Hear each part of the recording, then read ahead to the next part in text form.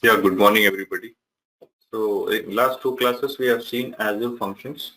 Then we have seen the extensions on the Azure functions called durable function. The next topic in the same series is called something called, logic app. We'll see what is logic app. Basically, what we did with Azure function was like we are creating our services function as a service. Like whatever the logic or service we want to give it to our end client, we converted our project or we converted our code, we decoupled it and we made small unit of applications, and that's what we call it a function, and we can just expose that one function to our end client. So that is what we were doing with that. Then in the next class we have seen we just enhanced that Azure function with a workflow. So yesterday's requirement was like once my payment is confirmed, then I have to generate an invoice. Once the invoice is generated, then I have to send an email. So this is a kind of workflow. So we took that one example, but in our real-time application, we have so many workflows. We can take any of this example. Like another example which we discussed was about an employee applying for a leave. That is one example of your workflow. Like that, in any application, normally you have workflows. You have series of steps which needs to be performed sequentially or parallelly. Like sometimes what happens is like there might be a requirement. For example, like on your source code, once the source code is checked in, you might want to send that, send an email to the testing team as well as send an email to the project manager. Not only email, maybe like once the code is checked in, you may want to deploy that code into a testing environment for test team to test it. And I'm just giving an example. And at the same time, you might also want to deploy it into, staging environment just for, some higher management, like this project manager to review it or the team lead to look at it. So like this, in a real-time scenarios, there are steps, there are activities which needs to be performed sequentially sometimes, and sometimes which need to be performed parallelly. So in Azure durable function, we have seen like we can perform tasks sequentially. To perform a task parallelly, we don't have that option in Azure durable functions. The enhanced extension of that, we just have a, we can just do a sequential thing there. But if the requirement is like if you have to do parallel things, we have other things as well. One of them is logic app. Okay, this is one thing about your logic app, that you can do serverless workflows. Again, serverless, we have seen this term with functions also. Why we are calling functions as serverless? Because the hardware part of your function is abstracted, like you don't have to worry about it. Plus, you can auto scale it and manually scale it. That was another option. The main option was like you just pay for your execution time. You don't pay it for the hosting time. So as long as like whenever the function is getting executed based on so many triggers, you just only pay for your execution time, pay per use. So that is one reason you're calling this as serverless. There in Azure function, it was just one activity. Here you have the complete workflow, and you have action workflow, and there are triggers for actions. Here we might in logic app, here you call it as actions and workflow. Mostly same thing. The only advantage here is like if I just go to the introduction of what is Azure Logic App. This is what Microsoft standard definition of your app, Azure Logic App. The important thing here is like, you can schedule a task, you can automate a task, and you can orchestrate a task. Orchestrate we have seen yesterday with durable function, like that is what that durable function was doing. But the only limitation is that you cannot do the parallel executions here. Okay. If you see again same thing, you can schedule, you can automate, and you can orchestrate. Here in orchestrate, after one step, there might be two different, two parallel steps which need to be executed.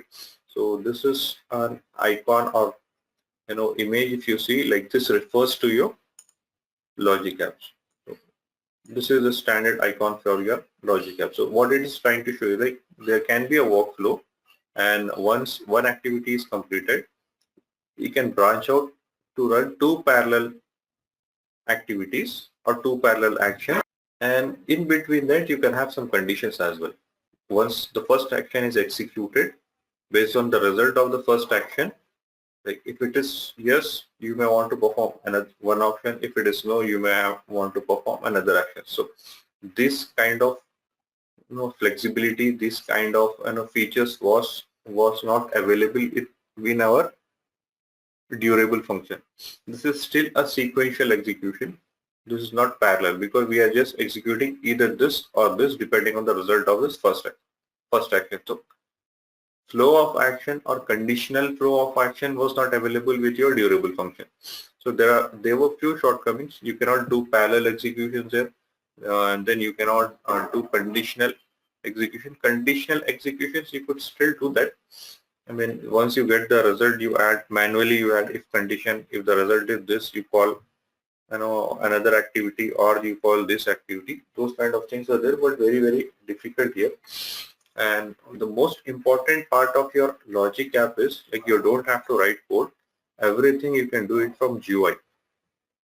Okay, even with very less programming experience, you don't even have to know C# in order to do this, because everything whatever we are going to do, create workflows, create actions, and read the input of one action as read the output of one action as input in another action. All those things we can do it in UI.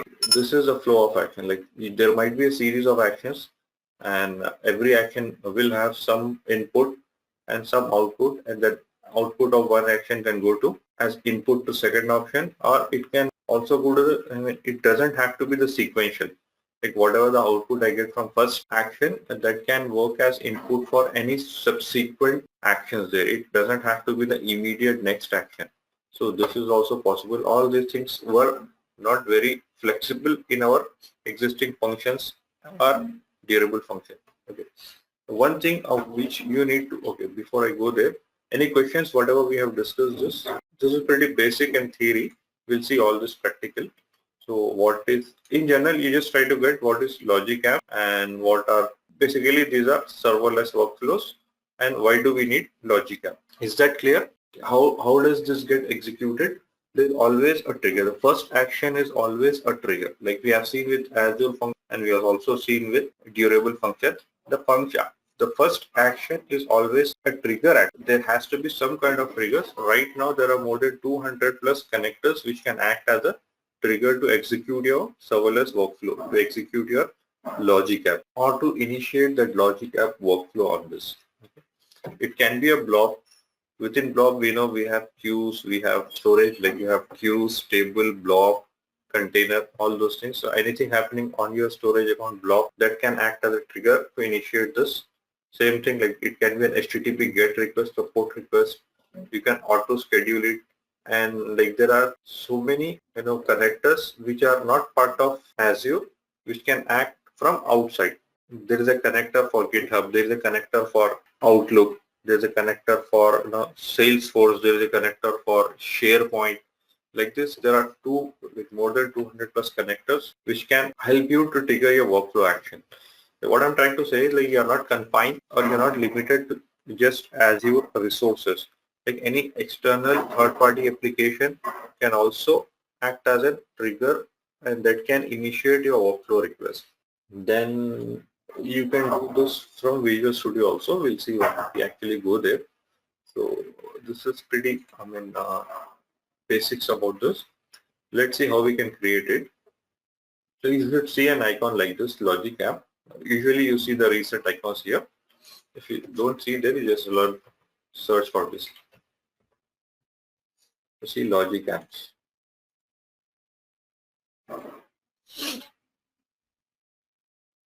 I have one here. I'll just create a new one. Same thing like with all your resources on Azure, services on Azure, you first select your subscription. Okay, a blob trigger means when an item is added to a blob, similar to blob function. Yeah. When a file is uploaded, that can act as a trigger for your block. Yeah, you're right. Okay, you select the subscription, you give resource group, then you give the name of your logic app. Let me call this as logic MPP, logic app that is available. This is where I want to host it. There are a few other services you want to enable settings and all, but this is what it is. I mean, pretty basic here.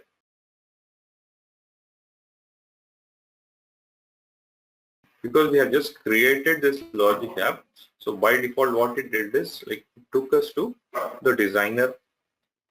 Normally what happens is whenever you create a new resource, it goes to the overview page, right? So because we just created, what it did, they just transferred us to this logic app designer.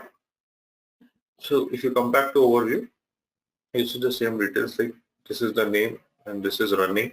You can disable it, and it gives you how many times it was successfully completed in last 24 hours and how many times it was failed. So let's go to the logic app designer. You can minimize just like this. There are few common triggers here. You can initiate a workflow. You can initiate your logic app whenever you receive a new message in your bus queue. Bus queue we have not seen. This is similar to your storage queues, and like this, like whenever somebody posts a new tweet on your timeline, you can initiate trigger here, and this is a timer trigger, or this is direct HTTP trigger. Somebody calling an HTTP URL, you can initiate this logic app workflow here. Or somebody is adding a file on your FTP server, event grid will see. Or whenever you receive a new email on your Outlook or in your distribution list, normally this customer support or technical support, they have a distribution list, like group of people which are clubbed together in a distribution list. So whenever customer is sending an email with a technical issue or with sales inquiry, if there's a new email on that distribution list or on an individual email account, you can initiate a process here. What you want to do with that. So these are some common triggers you can start with, or there are templates as well. Here you can use this template which will monitor your Azure resources like app service or Azure function, and based on this metric results, you can auto scale up, scale down, or maybe you just want to send out an email to administrator like this. Then these are triggers and these are common templates, like what should be the input and output. So if I just scroll down, like if you see this example, whenever somebody sends an email to your account or to distribution list, you just want to take the attachment out of that email. You just want to take out attachment out of that email and save it into the SharePoint. Like this is one template, and this is like whenever somebody is creating or copying file in your Dropbox, you just copy it to OneDrive. Both are like Microsoft file servers on cloud, Dropbox and OneDrive. So just moving file from one to one. So these are pretty common templates here.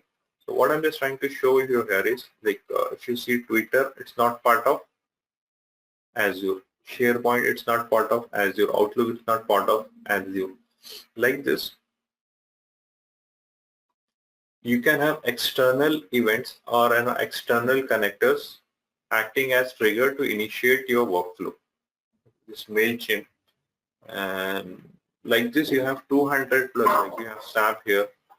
So if you just search, most probably, and another thing is like every bi-weekly, like every 2 weeks, they are adding more connector, because this is something very current hot in the market. Microsoft is extensively spending a lot of budget on this to improve and come to a very good level as a competitor to Amazon Web Service, AWS. So they are spending a lot of resources on this to improve this more and more, to have more and more connectors to to improve your logic app.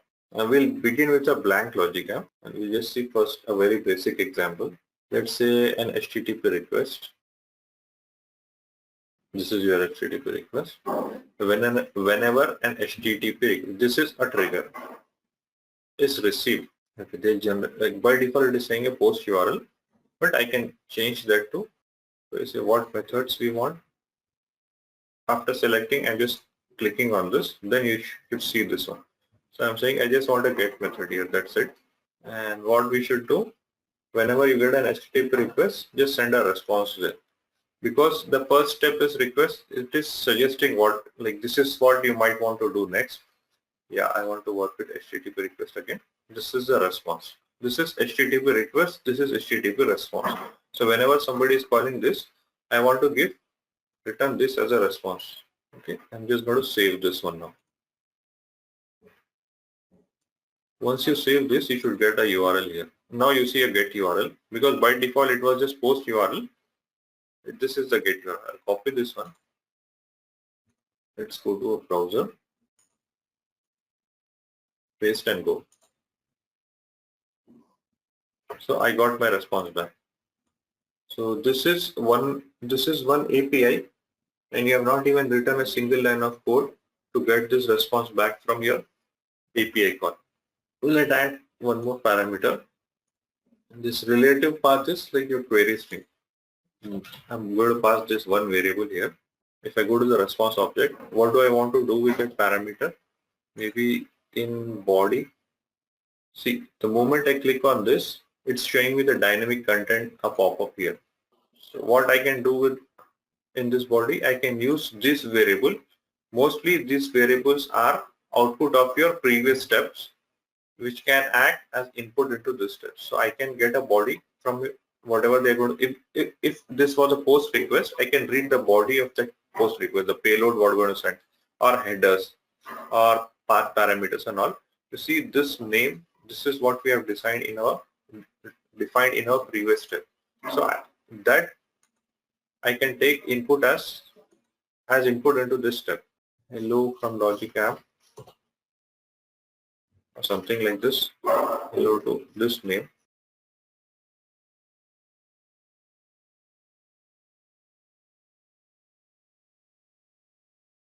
If I open this now, I should have that name, because we have given name as a relative path. I should have that name here somewhere.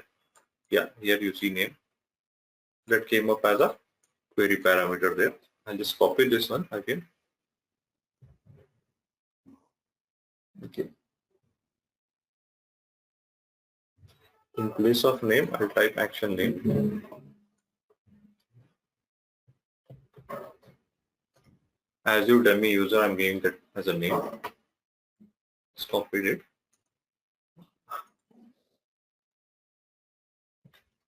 I'll paste that here and hit enter. So now the response is hello, whatever the name we are passing in the parameter. I can change it here.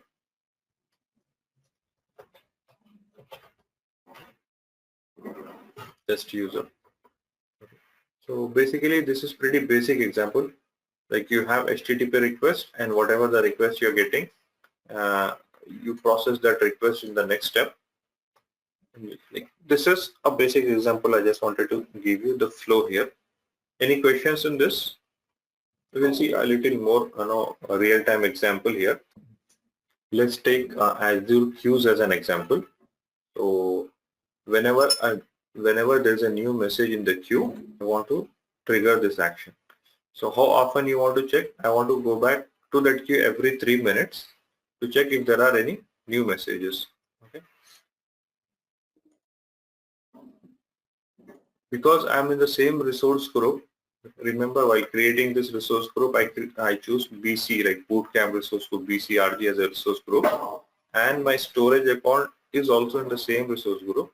So by default, it is suggesting me this name here. Like, this is the queue I have right now. I just have one queue in my account, so it's just suggesting that the name by default.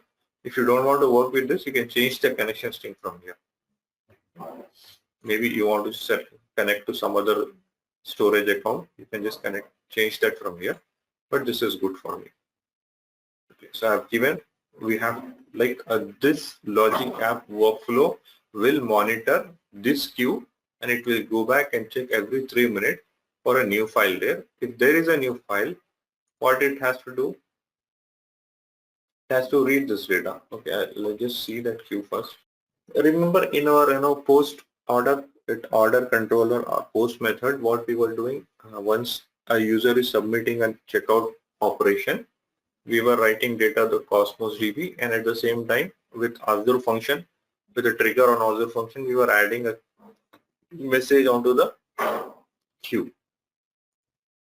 So now with this logic app, whenever there's a new message in the queue, we can take further actions. Maybe you just want to send out an email, inform customer that your order is processed or completed, something like that. So this is your queue. Let's go into this. Right now there's nothing here. So whenever there is a new message added, I may want to read this message text.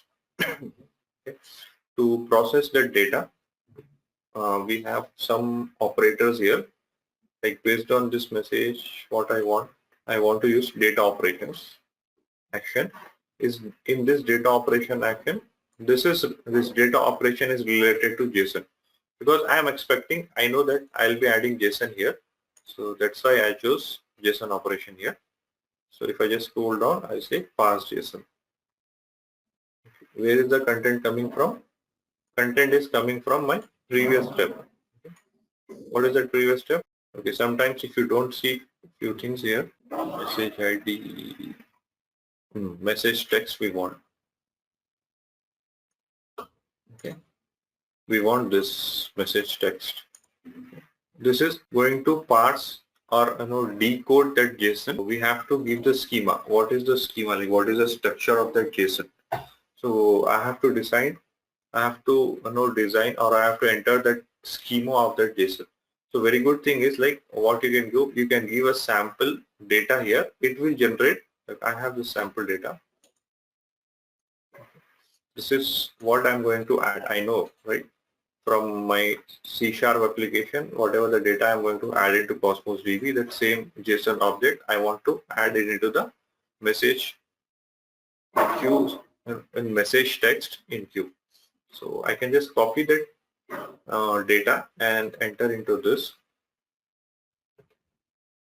So this is the actual data I'm doing. If I click on done, what it does is it generated a schema for us based on the data. So normally what in real time what you would do is you'll call an API and copy the result output of that API, and you know that the result of the API 99% of the time will be in JSON only. So you paste that JSON data here into this as payload, and once you click on done, it should generate the schema for you. So you can use this one, or there are tools out there on net which take your actual JSON data and convert that into a schema. So anyways, you can use either of those. Then here you see something called required. So I can change this here. Like I'll just give you an example. Price is not required here. I mean, it's not a mandatory field. And just we can make changes like this. Okay. So when there is a message in queue, I'm going to pass that, and this is my payload. I'm going to read text message column on this queue.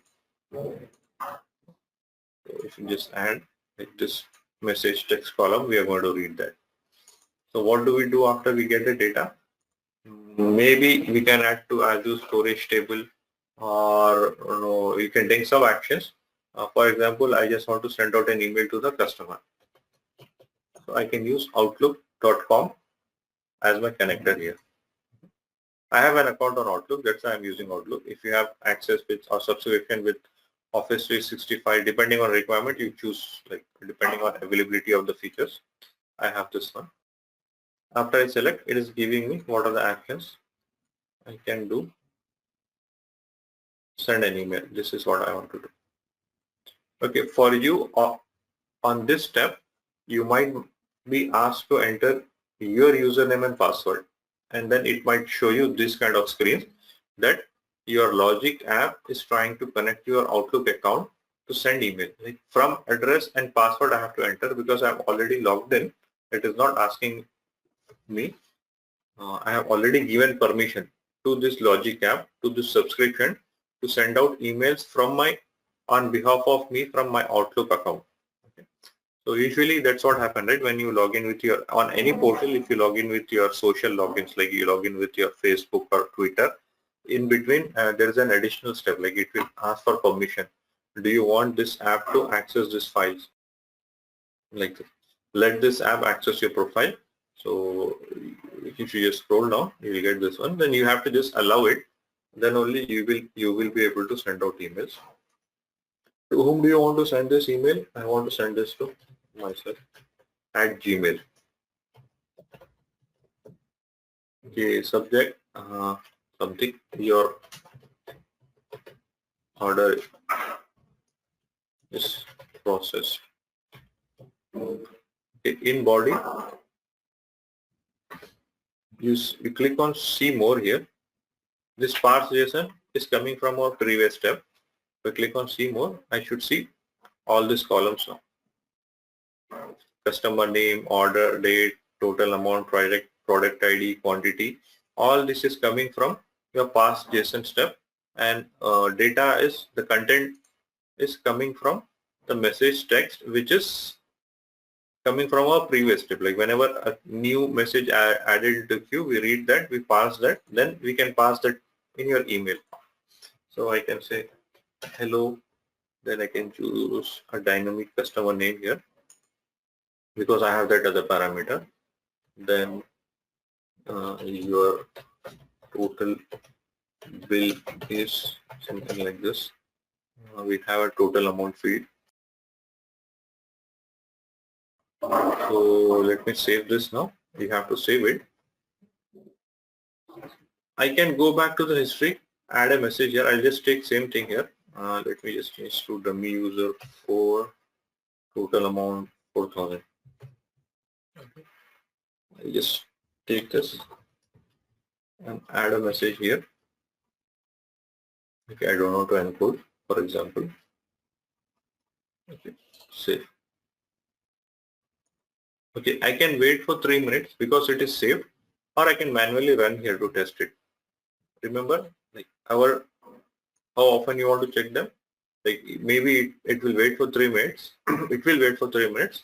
Then it will read that message and send out an email. But I don't even have to wait it when we are in testing and development environment. I can manually run this. Let's run it manually now.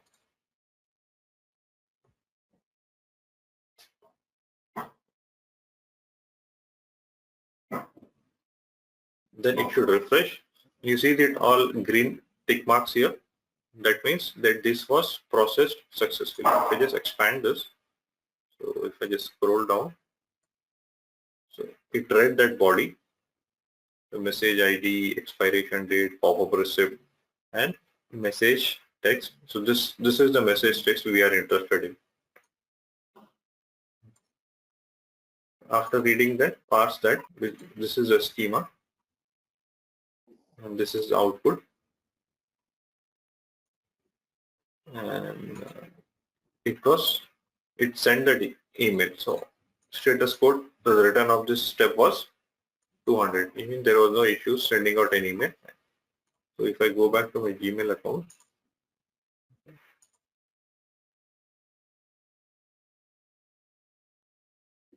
normally because it's a random thing, it might land up in your spam. So here you see. So hi dummy user 4 and your total amount is this. Your order is processed. Something like this, you'll get it. So if I come back here, I go to overview page, count 2, it has executed. So now what it does, it will execute every 3 minutes now. 7:28, 29, I think this was the most recent one. You can come back like this and check the status. Why it is giving this old 725? Like first we tested with HTTP request, right? Those logs are here. So we can go back and test that again. You can resubmit it. For some reason there was an error. You can make changes and click on resubmit here. App run history. This is what? This is your app run history here. Okay. One thing is like in your subscription free account there, once when you're testing this or when you're learning this, once you're done with that, just make sure to disable this because this app logics are costly at this time. So every time it execute, it will start detecting your amount from your $200 there. So make sure to disable once you're done practicing this. Otherwise, if you just forget it, because we told like to run it every 3 minutes, so it will start running every 3 minutes and it will start charging on your account. So we can improve it further like this. We can add one more step after sending out an email. Maybe I just want to delete that message from the queue so that no one else process that again. Azure queues. What I want to do, I want to delete this message. Queue name, order history. I have to pass that message ID. It's like a, where is it? This ID. This ID I have to pass to delete. So that I have. Not from email.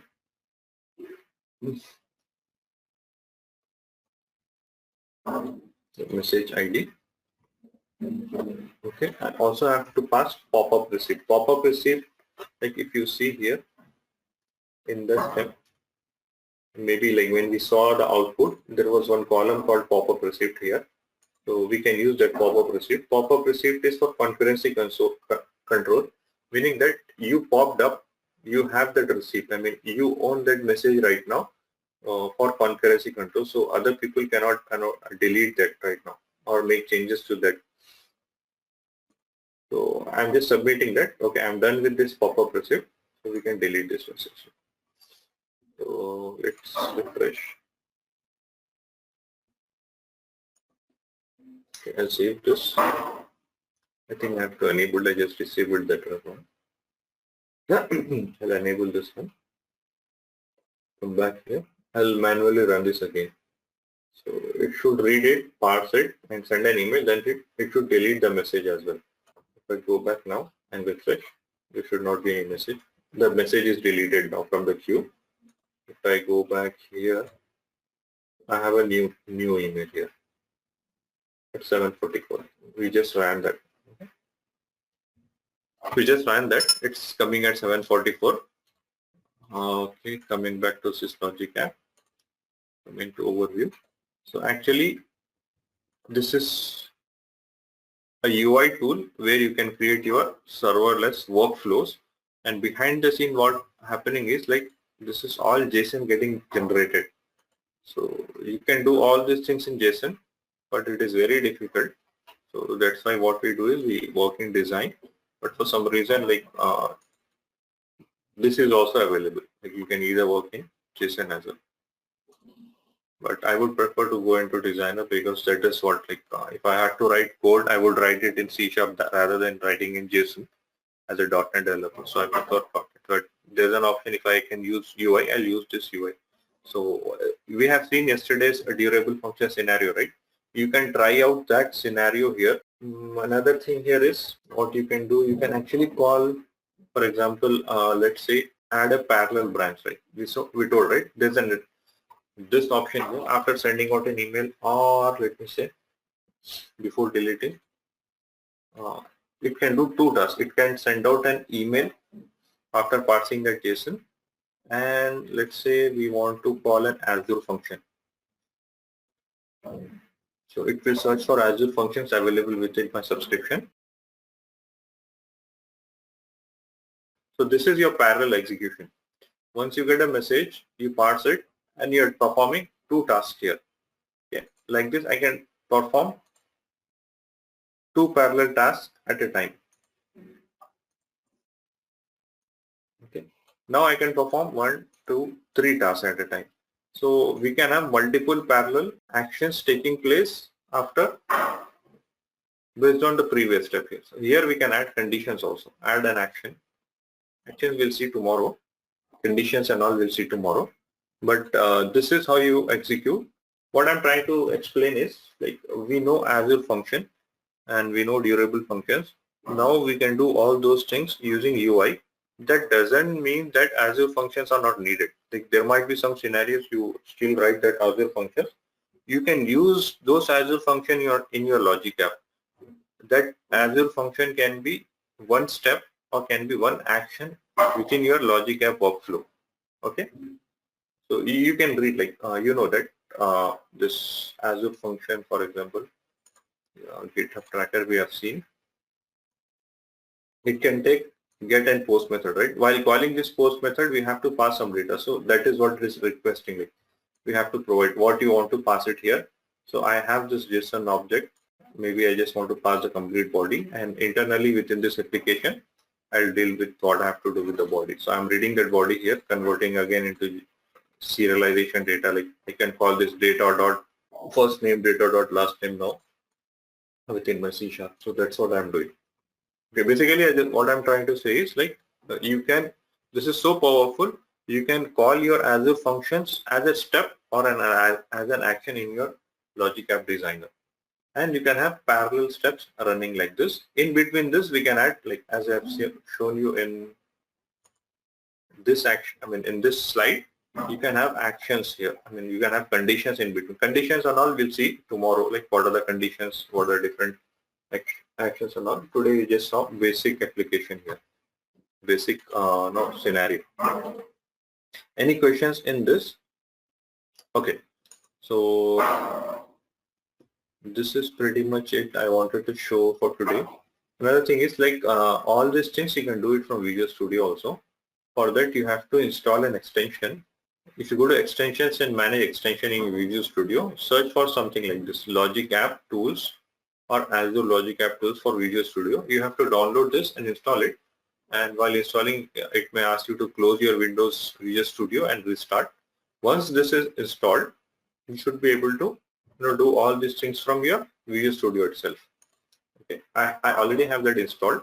So let me just go here and create a new project. Okay, you have to search for Azure Resource Group. Okay, the template as Azure Resource Group. Then click next. Just give my, I'm just giving my Logic App as my project name.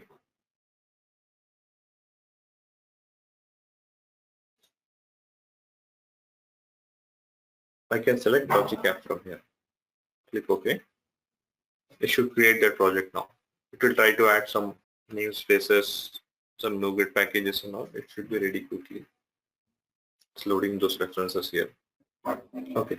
So this is same JSON file you can work with. So as I told you, right, this is actually generating a JSON behind the scene with the help of this UI. So here in Visual Studio, you can directly work with this JSON file, or if you already installed that extension, this extension, if you right click, I think I don't have that extension. Let me just check. Yeah, I don't have that right now. Basically, you download it and install it. After you download and install, maybe it will ask you to restart your Visual Studio. After that, if you just right click here, you should see an option, open with Logic App Designer. So if you open that one, it looks exactly like this. And once you are done with testing, designing all the steps, finally what you do is you deploy this one. You deploy it into your Azure, same subscription, same file. So what it does is once you deploy it, publish it, it will create a new Logic App here.